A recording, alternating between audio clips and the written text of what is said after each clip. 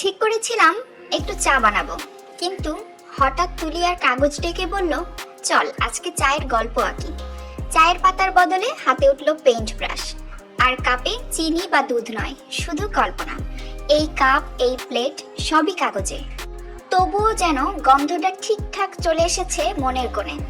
আসলে প্রতিটা চায়ের কাপে একটা গল্প লুকিয়ে থাকে। কখনো সেটা অফিস ফাঁকি দিয়ে এক কাপ আরাম, কখনো বন্ধুর সঙ্গে মন খুলে হাসার মুহূর্ত।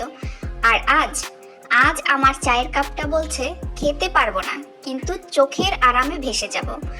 কিন্তু কেউ যদি এখন এসে বলে এক কাপ চা দাও, আমি বলবো আজকে চা খেয়ে নয়, চোখ মেলে দেখে মন জুড়িয়ে নাও।